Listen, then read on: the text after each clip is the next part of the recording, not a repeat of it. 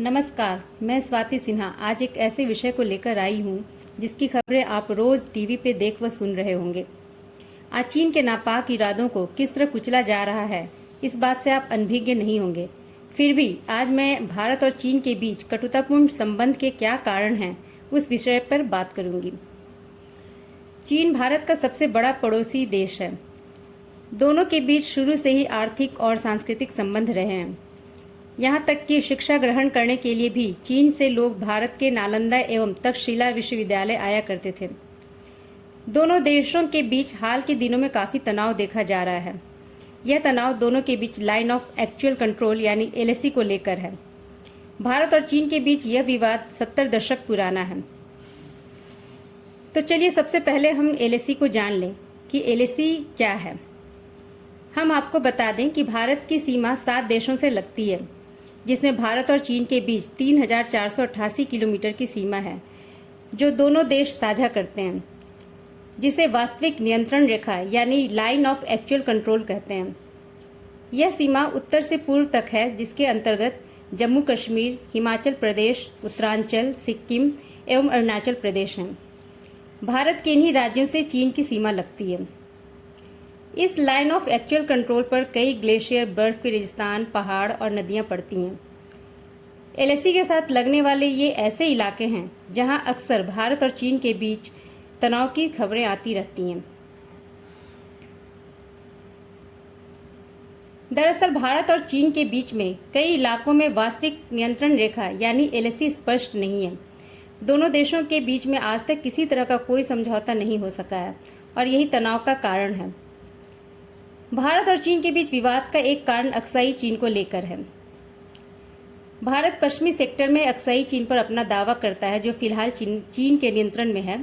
भारत के साथ 1962 के युद्ध के दौरान चीन ने इस पूरे इलाके पर कब्जा कर लिया था। 32,000 वर्ग मीटर में फैला अक्साई चीन का एरिया व्यापारिक दृष्टिकोण से काफी अहमियत रखता है। भारत का कहना है कि जम्मू कश्मीर का हिस्सा अक्साई चीन पर चीन ने कब्जा कर रखा है।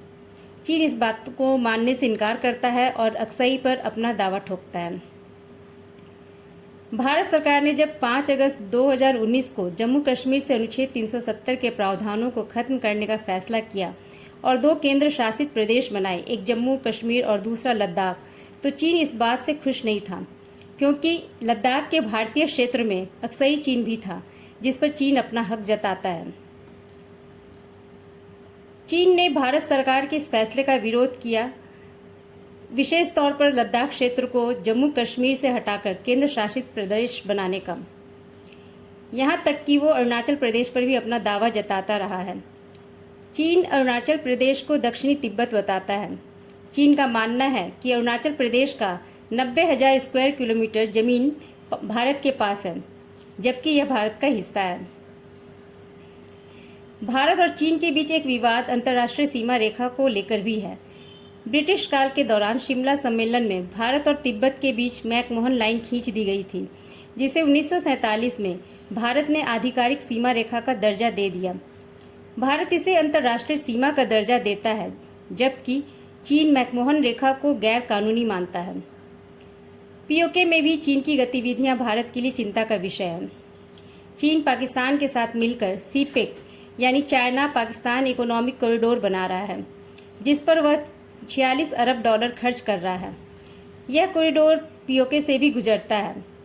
भारत पीओके में कॉरिडोर के निर्माण को अंतर्राष्ट्रीय कानून के अनुसार अवैध माना है, क्योंकि भारत इसे अपना हिस्सा मानता है। फिलहाल विवाद का एक कारण सीमा पर भारत के द्वारा सड़क निर्माण भी है।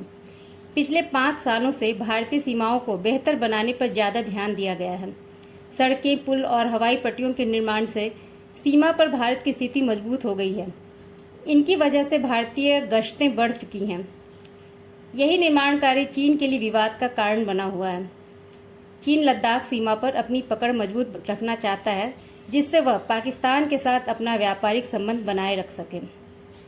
इन्हीं सब की वजह से भारत और चीन के बीच हमेशा से विवाद होते रहे हैं। आज के लिए बस इतना ही। हम फिर हाजिर होंगे एक नई जानकारी के साथ। धन्यवाद।